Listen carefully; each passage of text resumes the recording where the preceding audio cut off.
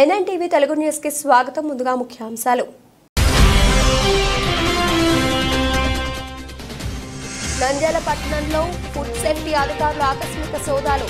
హోటల్లో ఆహారం నిల్వ చేస్తే వారిపై కఠిన చర్యలు తప్పవు. ఫుడ్ సేఫ్టీ అధికారి వెంకటరమణ.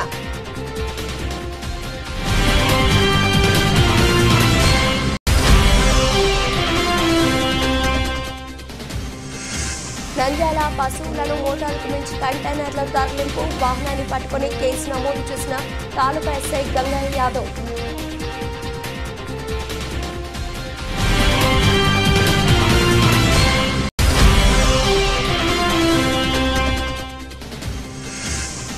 స్వచ్ఛతా హీ సేవలో భాగంగా రిటైర్డ్ మర్చెంట్ యూనియన్ ఆధ్వర్యంలో ప్రతిజ్ఞ. వ్యాపారస్తులు తమ షాపులను శుభ్రంగా ఉంచుకున్నారు.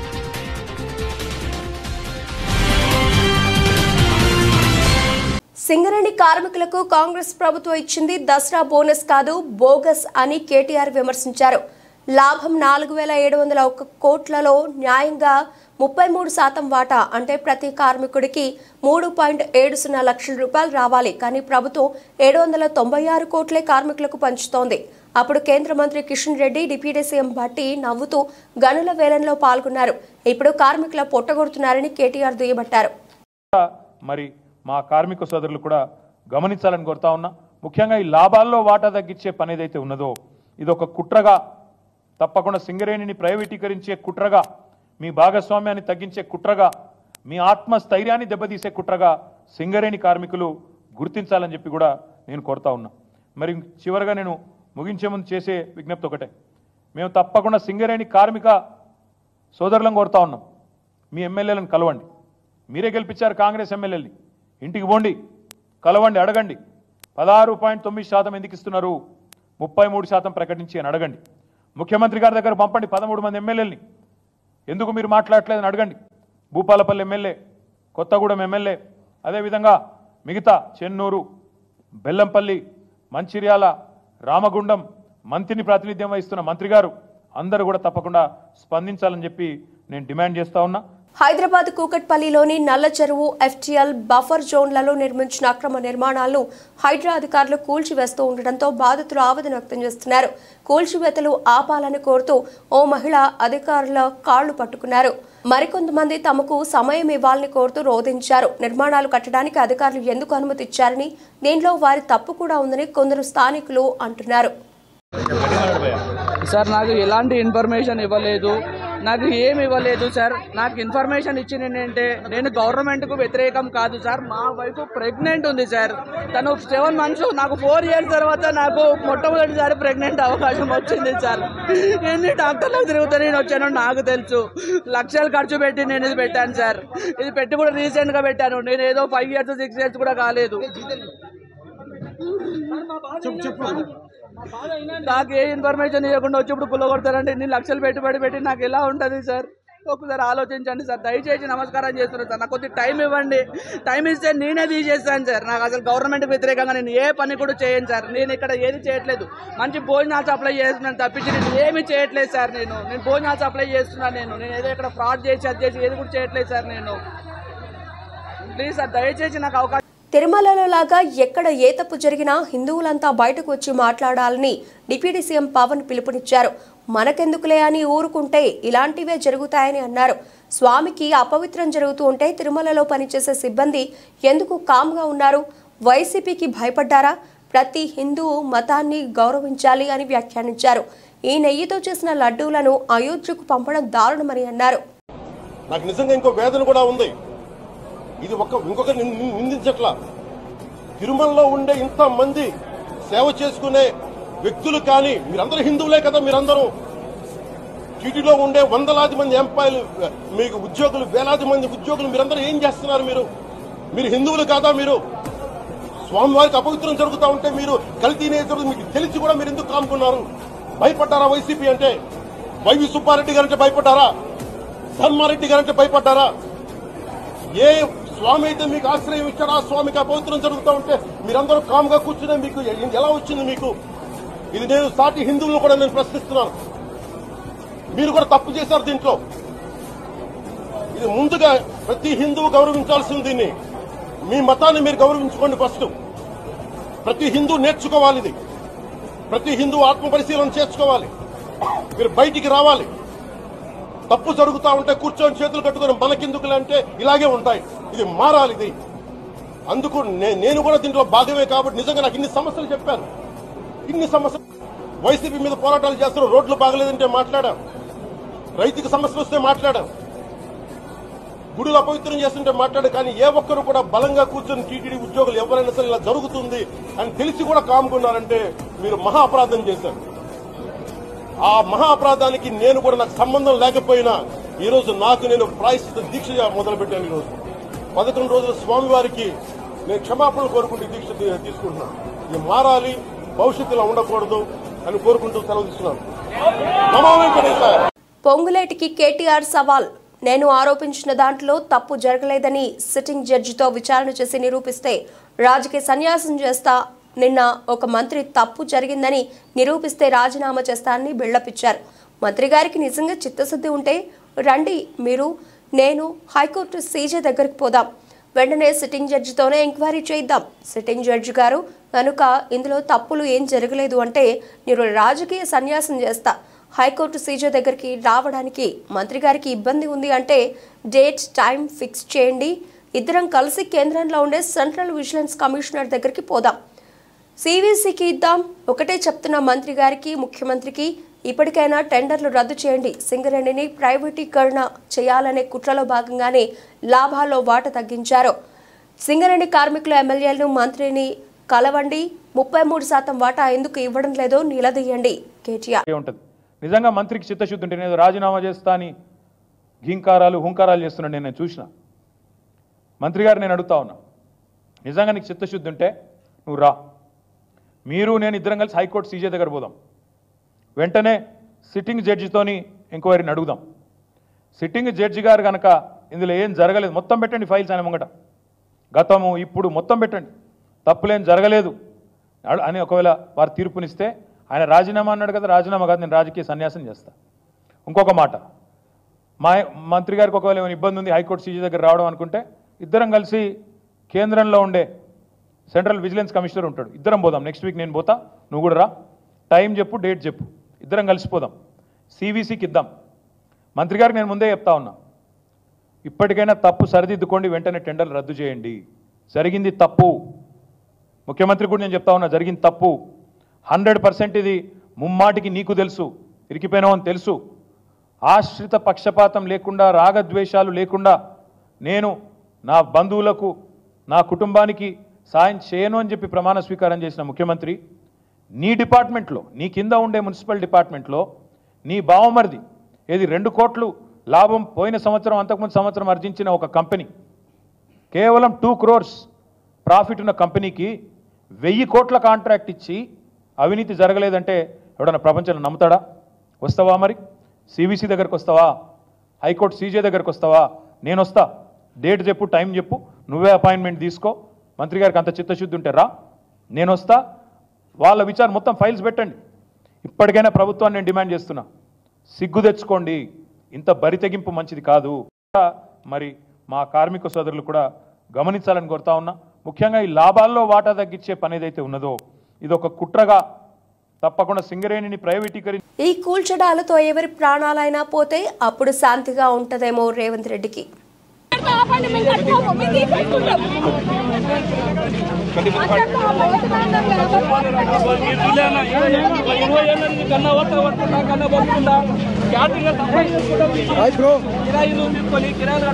$10-20 మంది బతకటోళ్ళ కూట్ల మను వచ్చాను, 20 మందిని బతకటోళ్ళ కూట్ల వాడు బతకలేక 20 మందిని బతికిస్తున్నాడు. వీళ్ళకు నోటీస్ ఏం తెలియదు, ఇన్ఫర్మేషన్ తెలియదు కూడా. 1 month ముందర ఒక 2-3 లెటర్లు ఇచ్చేసి కాల్ చేయంటే వాడు సామాన్ ఎక్కడైనా తీసుకుపోయి పెట్టుకుంటుండే. మొన్ననే వేరే దగ్గర నుంచి ఇక్కడ సామాన్ అంతా షిఫ్ట్ చేసుకొని వస్తే వాడు కొన్ని లక్షల రూపాయలు ఇక్కడ ఖర్చు పెట్టుకొని అక్కడి నుంచి ఇక్కడ చేంజ్ చేయించుకొని వచ్చిండు. ఓనర్లు కాల్ చేయాలంటే ఈ కూర్చోడానికి ఎట్లా చూస్తాయి? ఏమైనా ప్రాణాలు పోతే వాళ్ళకి శాంతి అవుతుంది, అంతగానే ఇంకేం కాదు. ఇంకా అప్పులు చేసి ఇప్పుడు ఎట్లకెళ్ళి కడతారు? మొదలే కష్టకాలం జీవితం. గవర్నమెంట్ ప్రైవేట్గా వాడు రోడ్ల మీద ఉండి బతుకుంటా అటువంటి వాళ్ళను ఇట్లా వచ్చి అనామత్గా వచ్చి ఉదయమే జేసీపీలు పెట్టి కూలగొట్టి చాలా దౌర్జన్యం. దానికి నష్టపరిహారం ఏందో కట్టించి గవర్నమెంట్ ఏదో మొదలు ఇంటర్మేషన్ ఇచ్చి చేయాలి, కానీ ఇటువంటి పద్ధతి కాదు. కోర్టు నుంచి కూడా కోర్టులో కూడా మొన్న చెప్పారు ఎవరి కూలగొట్టొద్దు అని చెప్పారు. కోర్టులో టీవీలో 2-3 రోజుల నుంచి వస్తుంది ఆ వార్త, ఎవరి ఉన్న ఇండ్లను అవి ఉన్నవి మాత్రం కూలగొట్టొద్దు, వేరే చేయొద్దు అని. మీరు సామాన్ తీసుకున్న టైం కూడా తెలియదు, ఎవరికి ఇంటిమేషన్ తెలియదు. మాకు సొంతం నేను మా బ్రదర్ కొడుకే మాకు కూడా తెలియదు ఇంటిమేషన్. మేము చింతలనే ఉంటాం. ఇప్పుడు ఉదయం ఫోన్ చేస్తే ఇప్పుడు ఉరుకొస్తున్నాం మేము.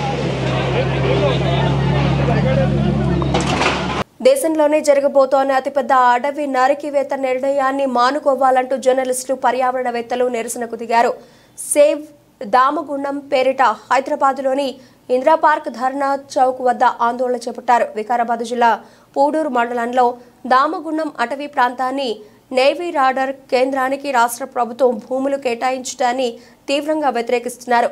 దీనికి బీఆర్ఎస్ నేత కేటీఆర్ సైతం మద్దతు ప్రకటించారు. దీనికి వ్యతిరేకంగా సుమారు ఒక 2011 అదే 2007 నుంచి వీళ్ళు స్టార్ట్ చేసి ఇప్పటి వరకు దానికి వెంబడి తిరుగుతున్నది. కానీ విసిగిపోతున్నాయి. దీనికని చెప్పేసి స్పీడప్ చేసిన కోసం ఇంతవరకు మీలోనికి రావడైంది. ఇది ముందుకు తీసుకుపోయి ప్రజలకు గాలి, నీరు, వాతావరణం ఇవ్వడానికి ఉన్న బాధ్యత అందరికీ ఉన్నది కదా. మనం అందరం కలిసేసి నిజాలు ఇప్పుడు మొన్న కూడా మేము కూడా చాలాసారి అడుగుతున్నది, మీరు నేవీ వాళ్ళో లేకపోతే పాలకులు చెప్తున్నది ఇది మంచిగా చెప్తున్నది, శాస్త్రవేత్తలు మేధావులు ఏం చెప్తున్నది డేంజర్ అని చెప్తున్నది.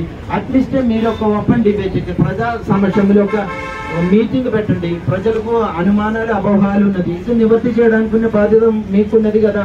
అట్లా మేము ఒక లెటర్ రాసి ఇచ్చినా కూడా వాడేం చెప్తుంది. ప్రభుత్వంలో ఏం జరిగినా తమకు తెలుస్తాయంటూ బీఆర్ఎస్ వర్కింగ్ ప్రెసిడెంట్ కేటీఆర్ సంచలన వ్యాఖ్యలు చేశారు. కొత్త సిటీతో పాటు మరిన్ని విషయాలు బయటపెడతాం. ఏం జరుగుతుందో మాకు అన్నీ తెలుసు. 10 ఏళ్లు ప్రభుత్వాన్ని నడిపాం. మీ ప్రభుత్వంలో మా అభిమానులు ఉంటారు. ఏం జరుగుతుందో అంతా చెబుతారు. మొత్తం బయటకు వస్తుంది. ఫార్మాసిటీకి సంబంధించి కోర్టులను కూడా ఈ ప్రభుత్వం తప్పుదో పట్టిస్తోందని కేటీఆర్ ఫైర్ అయ్యారు. సిటీ అండ్ 4 బ్రదర్స్ సిటీ ఏదైతే నడుస్తున్నదో అది బయట పెడతాం. మా పార్టీ నుంచి చేర్చుకున్న ఎమ్మెల్యేలు అన్నీ చూస్తున్నాం. ఒక్కొక్కరికి ఏమేమి జీవోలు ఇస్తున్నారు, కాన్సీమియా గూడ ఏంది, ఎంఎల్ఆర్ మోటార్స్ ఏంది, అన్నీ బయట పెడతాం. ఒక్కటి కూడా ఇడిచిపెట్టాం. మాకు అన్నీ తెలుసు, ఏం జరుగుతున్నదో తెలుసు. 10 ఏళ్ళు ప్రభుత్వం నడిపిన వాళ్ళం. అందులో మాకు కూడా కొంతమంది అభిమానులు ఉంటారు, చెప్తారు, బరాబర్ చెప్తారు. ఎందుకు చెప్పారు? దొంగలు వీళ్ళు దొంగతనం చేస్తున్నారని చెప్తున్నారు. విజిల్ బ్లోవర్స్ ఉంటారు. తప్పకుండా అన్నీ బయటకు వస్తాయి. ఈ ప్రభుత్వం యొక్క భాగోతం అంటే ఎట్లా తయారైనట్టు వీళ్ళు న్యాయస్థానాలను కూడా పిచ్చోళం చేస్తున్నారు. న్యాయస్థానాలను పిచ్చోళం చేస్తారని నాకు అర్థం కాదు. ఈ ముఖ్యమంత్రి చిట్చాట్లో చెప్తాడు, ఏమని ఫార్మాసిటీ రద్దు అంటాడు, శ్రీధర్ బాబు రద్దు అయిపోయింది అంటాడు, స్టేట్మెంట్ ఇస్తాడు. నేను హైకోర్టుకేమో ఫార్మాసిటీ ఉందని చెప్తారు. నంద్యాల పట్టణంలో ఫుడ్ సేఫ్టీ అధికారులు వెంకటరమణ ఆకస్మిక సోదాలు నిర్వహించారు. సంబంధిత అధికారి నంద్యాల పట్టణంలో హోటళ్లను తనిఖీలు నిర్వహించారు. హోటళ్లలోని ప్రతి చోట పరిశీలించిన ఆహార భద్రతా అధికారులు అక్కడ ఉన్న పరిస్థితులు చూసి నివ్వెరపోయారు. ఈ సందర్భంగా హోటల్లో కాలం చెల్లిన ఆహారం నిల్వ ఉంచితే కఠిన చర్యలు తీసుకుంటామని తనిఖీలో భాగంగా స్టోర్ రూమ్ను పరిశీలించారు. అదేవిధంగా హోటల్ యాజమాన్యానికి తగు సూచనలు, హెచ్చరికలు జారీ చేశారు. ఈ సందర్భంగా ఫుడ్ సేఫ్టీ అధికారి వెంకట్రామయ్య మాట్లాడుతూ పట్టణంలో హోటల్స్ యాజమాన్యం వారు ఫుడ్ సేఫ్టీ నిబంధనలు తప్పనిసరిగా పాటించాలని, లేకుంటే తమపై కఠిన చర్యలు తీసుకుంటామని, కొన్ని హోటళ్లలో ఆహారాన్ని నిల్వ ఉంచడం జరుగుతోందని, అలా చేస్తే తనిఖీలు చేసినప్పుడు తమ దృష్టికి కూడా వచ్చిందంటే హోటళ్లు సీజ్ చేయడం జరుగుతుందని తెలిపారు.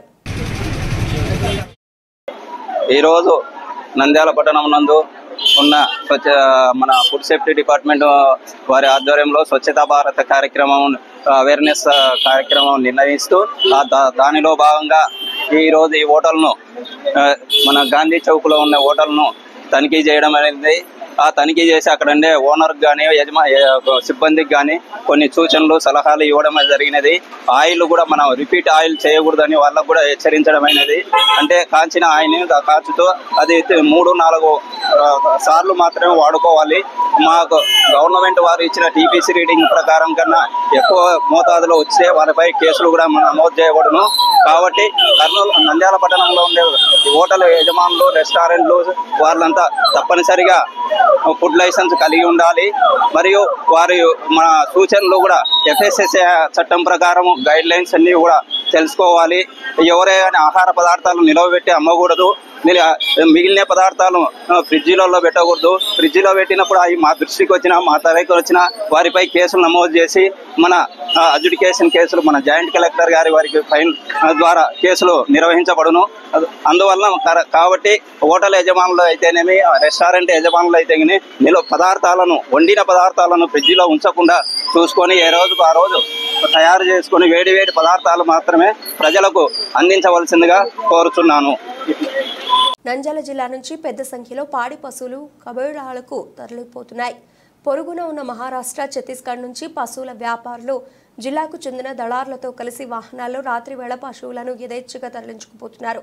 నంద్యాల తాలూకా పోలీసులు ఎస్ఐ గంగయ్య యాదవ్ ఎస్పీ ఆదేశాల మేరకు హైవేలో వాహనాలు తనిఖీలు చేస్తుండగా పశువులను తీసుకెళ్తున్న కంటైనర్లు తనిఖీ చేయగా పరిమితికి మించి పశువులను తరలించడంతో మూగజీవులను హింసించకూడదని వెంటనే పశువులను తరలిస్తున్న అతనిపై లారీ డ్రైవర్ కంటైనర్ను వారిపై కేసు నమోదు చేయడం జరిగిందని, అదేవిధంగా ఎస్ఐ గంగయ్య యాదవ్ మాట్లాడుతూ పశువులను పరిమితి మించి లారీలలో కంటైనర్లలో అలా చేస్తే వారిపై కఠిన చర్యలు తీసుకుంటామని ఎస్పీ ఆదేశాల మేరకు ప్రతిరోజు నిఘా నిర్వహిస్తున్నామని తెలిపారు.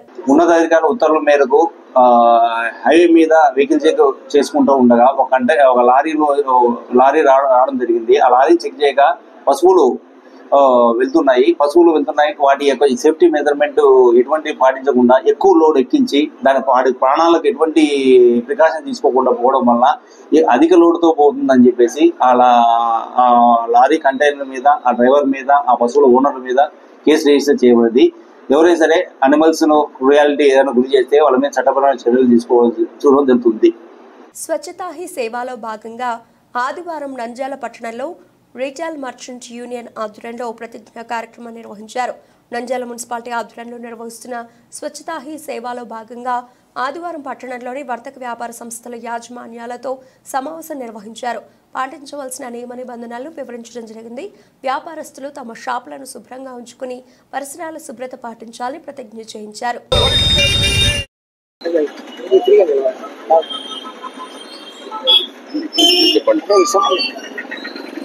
ఈరోజు ప్రభుత్వం వారు ఇచ్చిన షెడ్యూల్స్ ప్రకారము మన నంద్యాల మున్సిపాలిటీ పట్టణంలో స్వచ్ఛ భారత్ హీ సేవా సంస్థ ఫుడ్ సేఫ్టీ డిపార్ట్మెంట్ మరియు మున్సిపల్ కార్పొరేషన్ వారి ఆధ్వర్యంలో ఈరోజు వ్యాపార వర్తకులు, రీటైల్ జనరల్ మర్చెంట్ వారికి అసోసియేషన్ వారి ఆధ్వర్యంలో వారికి వ్యాపార వర్తకులకు అందరికీ ఈ స్వచ్ఛ భారత్ స్వచ్ఛ సేవా నుంచి వారి షాపులు, వారి పరిశుభ్రతను గురించి, వారి కిరాణం షాపులు ఎలాగ పెట్టుకోవాలా, ఎలా పెట్టుకొని ఎలా వస్తువులు నిర్ణయించుకోవాలా, ఆ ప్రదేశాలను శుభ్రంగా ఉంచుకోవాలని తెలియపరుస్తూ వారి వాళ్ళు క్లీన్ చేసుకున్న వస్తువు డస్ట్ అంతా ఒక డస్ట్ బిన్ పెట్టుకొని ఆ డస్ట్ బిన్లో వేసి అది ప్రాపర్ ఛానల్ ద్వారా ఆ డస్ట్ యారికి చేరుటకు కూడా చర్యలు తీసుకున్న వాళ్ళ బాధ్యత వారిదేనని తెలియపరుస్తూ ఈ స్వచ్ఛ భారత్ కింద మేము ఫుడ్ సేఫ్టీ డిపార్ట్మెంట్ కింద ఈ వ్యాపారస్తులకు అవగాహన కల్పిస్తూ వారి షాపులలో ఉండే వస్తువులను క్లియర్గా పెట్టుకోవాల్సిందిగా చేస్తూ మరియు వారికి అవగాహన కల్పించడం అనేది ఈ కార్యక్రమాన్ని చేయడం జరిగినది. రిటైల్ జనరల్ మర్చెంట్ అసోసియేషన్ తరఫున ఈరోజు స్వచ్ఛతా హీ సేవ స్వచ్ఛందంగా నిర్వహించుటకు నంద్యాల జిల్లా ఫుడ్ ఇన్స్పెక్టర్ గారు, వెంకటరాములు సార్ గారు, వల్లి సార్ గారు, శివప్రసాద్ రెడ్డి శానిటరీ ఇన్స్పెక్టర్ గారు వీళ్ళందరూ మా సంస్థకు విచ్చేసి మాకందరికీ స్వచ్ఛత ఏ విధంగా ఉండాలా, ఏ విధంగా మనం ప్రవర్తించుకున్నారా, షాపుల దగ్గర ఏ విధంగా ఉండాలా, మన షాపులు ఏ విధంగా పరిశుభ్రతగా ఉండాలా, మన పరిసరాలు ఏ విధంగా పరిశుభ్రత ఉండాలా అనేది అవగాహన కల్పించినారు మా సభ్యులందరికీ. మా సభ్యులందరూ 150 మంది దాకా వచ్చినారు. ఈరోజు అందరికీ అవగాహన కల్పించినారు. ఈ అవగాహన మాకు చాలా ఉపయోగపడుతుందని మేము నమ్ముతున్నాము. అలాగే మేము శుభ్రంగా ఉంటూ పరిసరాలను పరిశుభ్రంగా ఉంచుతూ మన జిల్లా అయినటువంటి నంద్యాలను పరిశుభ్రంగా ఉంచేదానికి మా జిల్లా the retail general merchant association ద్వారా మేము స్వచ్ఛందంగా కృషి చేయడానికి మేమందరం ముందుకు వచ్చినాము. మాతో పాటు మా సభ్యులందరూ కలిసికట్టుగా పనిచేసేదానికి సిద్ధంగా ఉన్నాము. ఇది ఫుడ్ ఇన్స్పెక్టర్ ఫుడ్ డిపార్ట్మెంట్ ద్వారా జరిగిన కార్యక్రమము విజయం చేకూర్చాలని అందరినీ వేడుకుంటున్నాము. ప్రజలందరినీ సహకరించవలసిందిగా కోరుతున్నాము. ముస్లింలకు అంజుమన్ సంస్థ అందిస్తున్న సేవలను వినియోగించుకోవాలని సంస్థ అధ్యక్షులు ఎన్ఎండి ఖుదూస్ పేర్కొన్నారు. ఆదివారం అంజుమన్ సంస్థ ఆధ్వర్యంలో అంజుమన్ షాదిఖానాలో 8 గంటలకు వివాహం జరిపించారు. అనంతరం వధువు తల్లికి 50,000 రూపాయల చెక్కును అందజేశారు. ఈ సందర్భంగా ఎన్ఎండి ఖుదూస్ ఇమాముల సంఘం అధ్యక్షులు అమ్జద్ భాషా మాట్లాడుతూ పేద ముస్లిం యువతుల వివాహానికి అంజుమన్ సంస్థ సంవత్సరాలుగా చేయూత అందిస్తోందని, ముస్లిం యువతులకు వివాహం జరిపించే తల్లిదండ్రులకు 50,000 రూపాయల నగదును అందజేయడం జరుగుతుందన్నారు. సంవత్సరంలో 2 సార్లు సామూహిక వివాహాలు జరిపించి డబ్బులు అందజేయడం జరుగుతుందని, ఈ కళ్యాణంలో ఎన్ని జంటలు వచ్చినా వారందరికీ వివాహం జరిపించే 50,000 రూపాయలు అందజేయడం జరుగుతుందని, ఈరోజు 8 గంటలకు వివాహం జరిపించి 4 లక్షల చెక్లను అందజేయడం జరిగిందన్నారు. ఈరోజు అంజుమన్ సంస్థ తరఫున ఉచిత వివాహాలు జరుగుతున్నాము. అంజుమన్ సంస్థ కేవలం మైనార్టీల అభివృద్ధి కోసం ఏర్పడింది కాబట్టి నింద్యాలలో నివసించే మైనార్టీ సోదరులు సోదరీమణులందరినీ కోరేది ఏమంటే, అయ్యా అంజుమన్ సంస్థ మైనార్టీ అభివృద్ధి కోసం ఉంది. ఇళ్లలో మైనార్టీ ఇళ్లలో పేదరికం ఎక్కువ కాబట్టి పేదరికాన్ని పారద్రోలాలని వాళ్ళ ఇళ్లలో ఉండే యువతి యువకులకు ఉచిత వివాహం చేయాలని అంజుమన్ సంస్థ నిర్ణయించింది. ఒక్కొక్క వధువుకు 50,000 రూపాయలు ఉచితంగా అంజుమన్ సంస్థ ఇవ్వడం జరుగుతుంది. కాబట్టి ఈ సదవకాశాన్ని ప్రతి ఒక్క పేదరికంలో ఉండే మైనార్టీ తల్లిదండ్రులు దీన్ని ఉపయోగించుకొని వాళ్ళ ఇళ్లలో కానీ వాళ్ళ పక్క ఇళ్లలో కానీ ఉండే మైనార్టీ పేదరికంలో ఉండే యువతులకు ప్రోత్సహించేది. అయ్యా అంజుమన్లో పెళ్లి జరుపుకుంటే 50,000 రూపాయలు ఉచితంగా ఇస్తారు. ఇది పెళ్లి ఖర్చులకు మనకు ఉపయోగపడుతుంది. కాబట్టి ప్రతి ఒక్కరు ఈ అవకాశాన్ని సద్వినియోగం చేసుకోవాలని అంజుమన్ సంస్థ తరఫున, అంజుమన్ సంస్థ ప్రతినిధుల తరఫున నింద్యాల ప్రజలకు నేను విజ్ఞప్తి చేస్తున్నాను. ఈ సంస్థ అంజుమన్ సంస్థ నింద్యాల మైనార్టీ అభివృద్ధి కోసం ఏర్పరిచింది కాబట్టి దీని అభివృద్ధి కోసం ప్రతి ఒక్కరు పాటుపడాలని, అంజుమన్ సంస్థ ఇంకా ఇటువంటి సంక్షేమ కార్యక్రమాలు ఇంకా ఎక్కువ జరపాలని ప్రతి ఒక్కరిని ఆకాంక్షిస్తూ సెలవు తీసుకుంటున్నాను. अस्सलाम वालेकुम रहमतुल्लाहि व बरकातहू। अल्हम्दुलिल्लाह आज जो गरीब लड़कियों की शादी का जो निज़ाम रखा गया है,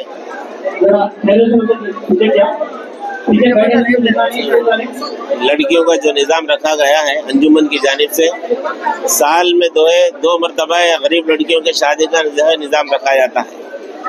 ये अंजुमन की जानिब से अंजुमन यही चाहती है कि हमारी मिल्लत के मुसलमान कौम के अंदर गरीब अगर लड़कियां हैं, ऐसे लड़कियां जिनके पास जो है हर चीज़ की तकलीफ है, रोज़ गुजारना मुश्किल है, तो अंजुमन चाहती है कि ऐसे गरीब लड़कियों की शादी जो है अंजुमन की जानिब से जो है करें। 18 साल का होना, लड़की का 18 साल का होना शर्त है, अगर कम साल का है तो इंशाल्लाह नहीं करेंगे। दूसरी बात क्या है, हर लड़की को जो है अंजुमन की जानिब से निकाह के वक्त में उसकी वालिदा को, उसकी अम्मी को जो है 50,000 रुपये देते हैं। छोटी रकम नहीं है, मामूली रकम नहीं है, बहुत बड़ी रकम है। देखो 50,000 रुपए एक लड़की को जो है दी जाती है। अगर 10 लड़कियां भी हैं, 20 भी हैं, कितने भी आए तो अंजुमन देने के वास्ते हर लम्हा तैयार है। लेकिन हम నంద్యాల జిల్లా నందికొట్కూరు మండలం మల్యాల ఎత్తిపోతుల పథకాన్ని నీటిపారుదల శాఖ మంత్రి నిమ్మల రామానాయుడు, స్థానిక ఎమ్మెల్యే గీత జయసూర్య, పత్తికొండ ఎమ్మెల్యే కెఈ శ్యాంబాబుతో కలిసి ప్రాజెక్టును పరిశీలించారు. మంత్రికి అధికారులు ప్రాజెక్టును గురించి, ప్రాజెక్టు ప్రాధాన్యతను వివరించారు. మొత్తం 12 పంపులకు గాను కేవలం 5 పంపుల ద్వారానే నీటిని విడుదల జరుగుతోందని, మొత్తం పంపుల ద్వారా నీటిని విడుదల చేస్తే కాలువ సామర్థ్యం సరిపోదని అధికారులు వివరించారు. అనంతరం కృష్ణమ్మకు చీర సారెను సమర్పించారు. అనంతరం మంత్రి నిమ్మల రామానాయుడు, ఎమ్మెల్యే జయసూర్య మీడియా సమావేశం నిర్వహించారు. మంత్రి మాట్లాడుతూ అప్పటి టీడీపీ ప్రభుత్వ హయాంలో మొత్తం బడ్జెట్లో 9% ఇరిగేషన్ కోసం ఖర్చు పెడితే గత వైసీపీ ప్రభుత్వం మొత్తం బడ్జెట్లో కేవలం 4% మాత్రమే నిధులు కేటాయించింది. అందులో కొంత మేరనే ప్రాజెక్టులకు ఖర్చు చేశారని, మిగతా నిధులను అవినీతికి పాల్పడి కాజేశారని మండిపడ్డారు. గత 5 ఏళ్ల కాలంలో ఎక్కడా కూడా ఏ ప్రాజెక్టులు కూడా తట్ట మట్టి తీసిన పాపాన పోలేదని మాజీ సీఎం జగన్ పై ధ్వజమెత్తారు. ఎప్పుడు నేను రాయలసీమ బిడ్డను అని చెప్పుకున్న జగన్ రాయలసీమ ద్రోహి అని అన్నారు.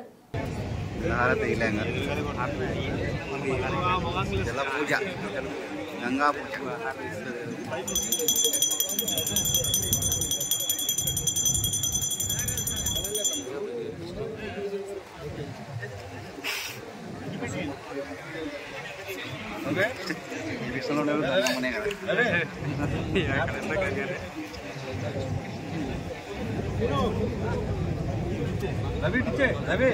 మాట నుంచి కనీసం గ్రీజ్ కూడా పెట్టినటువంటి పరిస్థితి దుస్థితి గత 5 సంవత్సరాల్లో మనం చూసినటువంటి స్థితి. అన్నమయ్య లాంటి ప్రాజెక్టు కొట్టుకుపోతే మరి దగ్గర 8 ఊర్లు తుడిచిపెట్టుకుపోతే దగ్గర 52 మంది మరి ఆ రోజు మరి చనిపోతే కనీసం ఆ రోజు ఉన్నటువంటి రాష్ట్ర ముఖ్యమంత్రిగా కనీసం అడుగు పెట్టి ఆ రోజు వాళ్ళని పరామర్శించడానికి దగ్గరికి రానిటువంటి పరిస్థితి ఆ రోజు మనం చూసాం. కానీ ఈరోజు ఒక ప్రజాప్రభుత్వం, ఒక ఎన్డీఏ ప్రభుత్వం ఉంది. గత ప్రభుత్వం చేసినటువంటి తప్పులతోటి ఈవేళ ఏదైనా అటువంటి ఫ్లడ్స్ కానీ ఏదైనా అటువంటి ప్రమాదం ఏర్పడితే ఈరోజు ముఖ్యమంత్రి కూడా ఎట్లా పనిచేస్తూ ఉన్నాడు. మొన్న ఏదైతే విజయవాడ మరి కృష్ణానదికి వరదలు పొంగి పొర్లితే మరి 10 రోజులు బస్సుల్లో పడుకొని మరి 10 రోజుల్లో మళ్ళీ అక్కడ ఉన్నటువంటి పరిస్థితులన్నింటి కూడా ఏ రకంగా ముఖ్యమంత్రి చక్కదిద్దారో మనందరం కూడా చూస్తూ ఉన్నాం. అంటే ఒక ప్రజా ప్రభుత్వానికి మరి ఏదైతే రాక్షస ప్రభుత్వానికి ఉన్నటువంటి తేడా అదే ఒక ఉదాహరణ అని చెప్పి తెలియజేసుకుంటూ మరి అందులో భాగంగా ఏ రోజైతే పర్టికులర్గా రాయలసీమ మరి రాయలసీమ కూడా ఎందుకంటే జగన్మోహన్ రెడ్డి నేను రాయలసీమ బిడ్డను అని చెప్తూ ఉంటాడు. కానీ వాస్తవంగా మాట అనడానికి కూడా ఆయనకి నైతిక హక్కు లేదు. ఎందుకంటే ఇరిగేషన్ శాఖకు సంబంధించి మరి ఏదైతే ఇప్పుడే చెప్పాం ఆయన నిధులు ఏ రకంగా కేటాయించాడు. తెలుగుదేశం ప్రభుత్వ హయాంలో 9.63% అంటే టోటల్ బడ్జెట్లో 9.63% మనం ఇరిగేషన్ కేటాయిస్తే అదే వైఎస్ఆర్సీపీ ప్రభుత్వంలో కేటాయించింది కేవలం 2.3%. అంటే ఆంధ్రప్రదేశ్ రాష్ట్రానికి ఒక వ్యవసాయకమైన రాష్ట్రం ఇది. ఇక్కడ ఖచ్చితంగా రైతుల్ని కాపాడుకోవాలి అంటే దానికి ఆక్సిజన్, వాటర్ అటువంటి ఇరిగేషన్కి కూడా ఆయన బడ్జెట్లో కేవలం 2% మాత్రమే నిధులు పెట్టాడని అంటే ఇరిగేషన్ ఏ రకంగా నిర్లక్ష్యం చేశాడనేది ఒకటి. అందులో పర్టికులర్గా రాయలసీమ కూడా చూస్తే మరి నిజంగా చాలా అన్యాయం గురైనటువంటి పరిస్థితి. ఎందుకంటే 5 సంవత్సరాల తెలుగుదేశం ప్రభుత్వంలో రాయలసీమకు సంబంధించి మరి ఏదైతే 8,291 కోట్లు ఇరిగేషన్కి, అదేవిధంగా నీరు ప్రగతి కింద 4,150 కోట్లు అంటే టోటల్గా 12,441 కోట్లు ఒక ఇరిగేషన్ పర్టికులర్గా రాయలసీమకి ఆ రోజు తెలుగుదేశం ప్రభుత్వం 14-19లో కేటాయింపులు చేర్పి ఖర్చు పెడితే మరి వైఎస్ఆర్సీపీలో చూస్తే కేవలం 2,011 కోట్లు మాత్రమే. అంటే ఎక్కడ 12,441 కోట్లు, ఎక్కడ 2,011 కోట్లు అనేది కొంచెం ప్రజలు కూడా మరి అర్థం చేసుకోవాల్సిన అవసరం ఉంది. అందులో కూడా పర్టికులర్గా ఏదైతే ఇప్పుడు మనం ఏదైతే అందరినవా చూస్తూ ఉన్నాం. బ్రిటన్ ముగించే ముందు హెడ్లైన్స్ మరోసారి. నంద్యాల పట్టణంలో ఫుడ్ సేఫ్టీ అధికారులు ఆకస్మిక సోదాలు. హోటల్లో ఆహారం నిల్వ చేస్తే వారిపై కఠిన చర్యలు తప్పవు. ఫుడ్ సేఫ్టీ అధికారి వెంకటరమణ.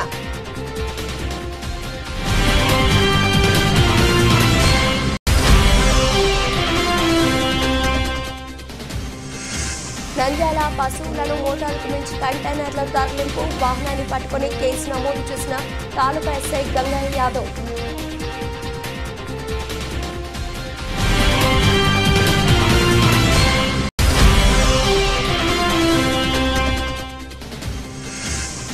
స్వచ్ఛతా హీ సేవలో భాగంగా రిటైర్డ్ మర్చెంట్ యూనియన్ ఆధ్వర్యంలో ప్రతిజ్ఞ. వ్యాపారస్తులు తమ షాపులను శుభ్రంగా ఉంచుకున్నారు.